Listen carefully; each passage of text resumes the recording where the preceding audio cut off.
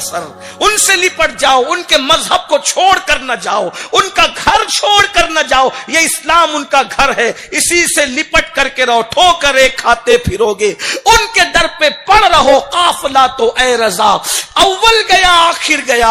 اور میرے امام کہتے فرقے گلی گلی تباہ, ٹھوکریں سب کی کھائیں کیوں, دل کو جو عقل دے خدا تیری گلی سے جائیں کیوں. رخصت قافلہ کا شور گش سے ہمیں اٹھائیں کیوں, سوتے ہیں ان کے سائے میں کوئی ہمیں جگائیں کیوں. اللہ اکبر. وہ کہتا ہے کہ مال تھا, دولت تھی, سب تھا, میں نے لڑکی کو حاصل کرنے کی کوشش کی, لیکن وہ لڑکی میرے دام فریب میں بالکل نہ آئی. بالآخر اس کی شادی ہو گئی, اس پاک دامن نیک لڑکی کی شادی ہو گئی تو ہمارے علاقے میں قحط آ گیا تو ہر غریب مالداروں کے دروازے پر بھیک مانگنے کے لیے کھڑا ہو گیا. میرے باپ نے مجھ سے کہا بیٹا اللہ نے ہمیں مال دیا, دولت دیا ہے, تم غریبوں میں مال تقسیم کر دو. کورونا میں آپ نے دیکھا نا غریبوں کا کیا ہوا تھا, غریب کیا مالداروں کا کیا ہوا تھا, آپ نے دیکھا. اس زمانے میں قحط تھا, ہر غریب مالدار کے دروازے پہ کھڑا تھا. وہ نوجوان اپنے دوستوں کو واقعہ سناتے ہوئے کہتا ہے کہ میں نے دیکھا کہ قطار میں جو لوگ لگے ہوئے تھے, اس قطار کے اندر, اس کیو کے اندر وہ لڑکی بھی لگی ہوئی تھی جس سے میں پیار کرتا. بہت عرصے بعد وہ لڑکی دکھی تو میں نے سوچا آج اس کی غربت کا میں بھرپور فائدہ اٹھاؤں گا, آج اس کی غربت کا میں بھرپور فائدہ اٹھاؤں گا, آج اس کی مجبوری کا میں بھرپور فائدہ اٹھاؤں گا. اور میں نے اپنے نوکروں سے کہا تم ان سب کو تقسیم کرو. وہ لڑکی کو لے کے میں کمرے میں آیا اور لڑکی سے کہا لڑکی تو کیوں آئی ہے؟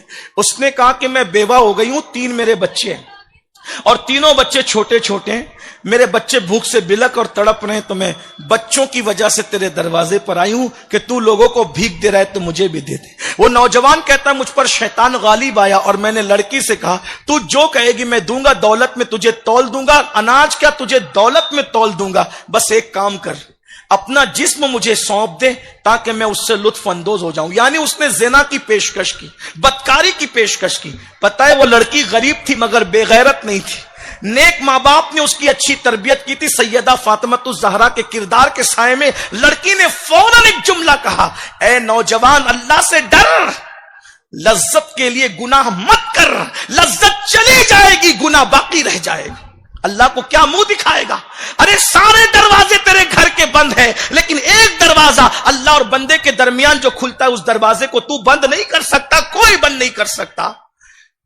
اس نے کہا اگر تو اپنا جسم مجھے نہیں سونپے گی, میرے ساتھ بدکاری نہیں کرے گی, میں تجھے کچھ نہیں دوں گا. اس لڑکی نے کہا کچھ نہیں دیتے ہو تو میں آبرو بیچ کر تو اناج کما نہیں سکتی, روٹی کما نہیں سکتی. وہ واپس کیا ہوئی, اس کے چھوٹے چھوٹے بچے بلک رہے تھے, اس کے چھوٹے چھوٹے بچے تڑپ رہے تھے. ننھے بچوں کو ماں تھی تڑپتا نہیں دیکھ سکتی تھی. ماں ہوتی ہے, ماں کی ممتا ہوتی ہے. ایک ماں اپنے لیے سب کچھ قربان کر دیتی ہے. اللہ اکبر. میری بہنوں میں تمہیں کیا ممتا سکھاؤں, تم سے زیادہ ممتا کون جانے, کیونکہ تم ماں ہو. میں کس طریقے سے تمہیں ممتا بتاؤں. ماں اگر مرغی ہوتی ہے تو بھی بچوں سے پیار کرتی ہے, چڑیا ہوتی ہے تو بھی بچوں سے پیار کرتی ہے. ارے ماں اگر وحشی کتیا ہوتی ہے تو بھی اپنے بچوں سے پیار کرتی ہے. ماں اگر اشرف المخلوقات رسول اللہ کی امت میں ہو تو وہ ماں اپنے بچوں سے کتنا پیار کرتی ہوگی. اس ماں نے اپنے بچوں کو بلکتا اور تڑپتا دیکھا, ماں سے رہا نہ گیا. گھر سے یہ سوچ کر کے نکلی بچوں کی جان بچانا ہے تو آبرو کا سودا کر لوں, بعد میں توبہ کر لوں گی. یاد رکھنا یہ شیطان کا بہت بڑا مکر اور فریب ہے. اس طرح انسان سے گناہ کرواتا ہے کہ چلو ابھی گناہ کر لو, بعد میں توبہ کر لیں گے. سن لو, بعد میں گناہ کرنے کی مہلت پر تو گناہ نہ, بعد میں توبہ کرنے کی مہلت پر گناہ مت کرو. کس نے کہہ دیا کہ گناہ کے بعد توبہ کی مہلت بھی ملے گی؟ اگر گناہ کرتے کرتے موت آ گئی تو کیا بنے گا ہمارا؟